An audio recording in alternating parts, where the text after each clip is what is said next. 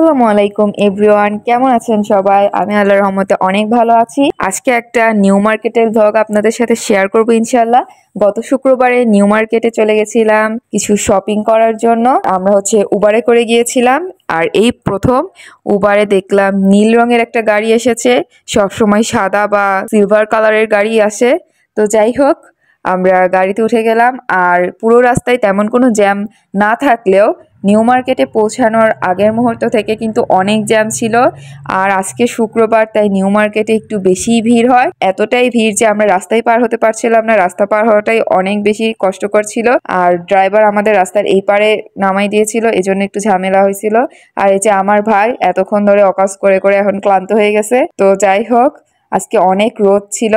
আর এই যে এই নীল গেঞ্জি পরা আমার ভাইকে দেখছেন, ও সবসময় আমার ভিডিওর সামনে চলে আসে। কিছু করার নাই, আমার ভিডিওর সামনে সবসময় ও চলে আসে, এই জন্য আমি আপনাদেরকে কিছু ভালো মতো দেখাইতে পারি না। তো যাই হোক, আমরা গিয়েই প্রথমে এক বোতল ঠান্ডা পানি কিনে নিলাম। অনেক গরম পড়েছে আজকে, একদম চারদিকে পুরো টাটকা রোদ ছিল। এই কারণে আগেই যাইতে না যাইতে একদম গলা শুকাই গেছে। জানি না আজকে সারাদিন আমাদের কি অবস্থা হবে। তো যাই হোক, আর আমার খালামণি আজকে গিয়েছিল কিছু গয়না কেনার জন্য।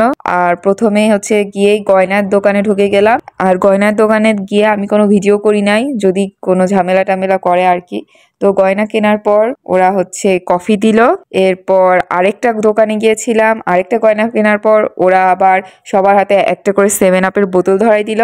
আমাদের গয়না কিনতে কিনতে প্রায় 2-3 ঘন্টা কেটে গেছে। এই টাইমে জুম্মার নামাজের পরে আর এত ভিড় ছিল যে কিছুই দেখা যাচ্ছিল না, চারিদিকে শুধু মানুষ আর মানুষ। মানে মেলায়ও এত ভিড় হয় না, এত ভিড় ছিল। এরপর একটা ব্যাগ কিনে নিল। নিউ মার্কেটে আসলে সবসময় এরকম ব্যাগ কেনা হয় শপিং করে, যাতে একটা ব্যাগের মধ্যে সবকিছু ক্যারি করা যায়। এরপরে এই দোকানটাতে গেলাম, আর এসব জায়গায় সব কালারফুল কালারফুল জিনিস বিক্রি করে। তো এগুলো দেখলেই তো চোখ আটকাই যায়। আর খালামণি এখান থেকে বেশ কিছু সাংসারিক জিনিস কিনলো। আর আমার দুই ভাই এখানে এসে অকাজ করতেছিল, ওদের কাজই সবসময় অকাজ করা। আর দোকানদারের কাছে তারা বকাও খাইছে এর জন্য।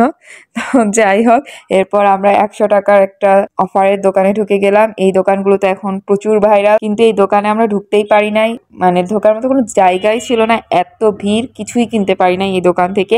এরপর এর পাশে আরেকটা 100 টাকার অফারের দোকান ছিল, সেখানেও আমরা ভেতরে ঢুকতে পারি নাই। বাট বাইরে অনেক সুন্দর সুন্দর মগ ছিল, তারপর কাচের জিনিসপত্র ছিল। মানে 100 টাকায় কিভাবে এত কম দামে এত সুন্দর সুন্দর জিনিস ওরা বিক্রি করছে জানি না।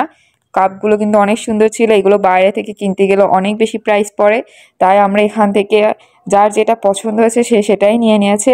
প্রায় 11টা জিনিস কেনা হয়েছিল, আমাদের এখানে বিল হয়েছিল 1100 টাকা। আর এই কিউট কিউট কাপগুলো কিন্তু আমার ভীষণ পছন্দ। আর এই প্লেট থেকে শুরু করে এখানে যা আছে প্রত্যেকটার প্রাইসই মাত্র 100 টাকা করে, ভাবা যায়। এরপর উনি আমাদের প্রত্যেকটা কাপ খুব সুন্দর করে প্যাকেজিং করে দিচ্ছিল।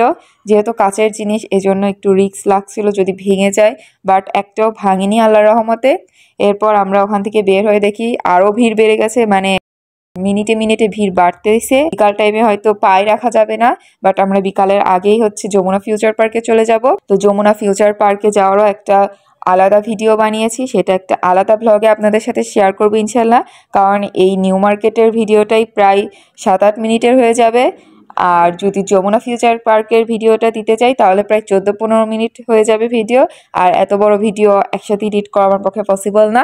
এই কারণে আমি যমুনা ফিউচার পার্কের ভিডিওটা আলাদা একটা ব্লগে দেবো। আর নিউ মার্কেট থেকে যা যা কিনেছি, যমুনা ফিউচার পার্ক থেকে যা যা কিনেছি, এই সব কিছুর ভিডিও আরেকটা আলাদা ব্লগে দেবো ইনশাআল্লাহ। তো আমরা একদম কোকারিস আইটেমের মধ্যে ঢুকে গেছি। কাঁসার থালা বাসনগুলো তো অনেক সুন্দর লাগছে, একদম মনে হচ্ছে সোনার জিনিস, একদম ঝকঝক করতেছিল। এরপর আমরা পুরো নিউ মার্কেটটাই আসলে ঘুরে ঘুরে দেখছিলাম। আর এসব জায়গা থেকে তেমন কিছুই কেনা হয়নি, কারণ কয়েকদিন আগে আসছিলাম, তখন খালামণি অনেক কিছু এখান থেকে কিনে নিয়ে গেছে, এজন্য এখন আর কিছু কেনেনি। এরপর আমরা উপরের তলায় গেলাম, বাট উপরের তলায় আর আমাদের যাওয়া হলো না, কারণ নিচে তাকাতেই দেখি এই সুন্দর ফুলের বাগান, মানে ফুলের দোকান আর কি। এখানে এত সুন্দর সুন্দর ফুল ছিল আর ঘর সাজানোর আইটেম ছিল যে দেখে মনে হচ্ছে একদম ফুলের রাজ্যে চলে এসেছি। এত সুন্দর জায়গা, পুরো অ্যাট্রাকটিভ একটা জায়গা আর কি।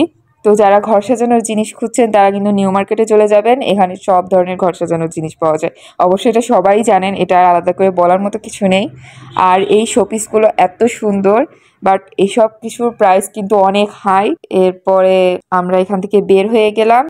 আর এখান থেকে আর তেমন কিছু কেনা হয়নি। এরপর আমার ভাই হচ্ছে উবার সার্চ দিল। এখন আমরা যমুনা ফিউচার পার্কে যাব। তো আগেই তো বলে দিলাম, সেটার ব্লগ আরেকটা ভিডিওতে শেয়ার করবো ইনশাআল্লাহ। দেখতে দেখতে আমাদের উবার চলে আসলো। তো আল্লাহ হাফেজ সবাইকে। আবার অন্য কোনো দিন অন্য কোনো ব্লগ নিয়ে আপনাদের সামনে উপস্থিত হব ইনশাআল্লাহ। আর আজকের ব্লগ সবার কাছে কেমন লেগেছে সবাই কিন্তু অবশ্যই আমাকে জানাবেন। আপনাদের যদি ভালো লাগে তাহলে এরকম ব্লগ আরও বানানোর উৎসাহ বাড়বে আমার।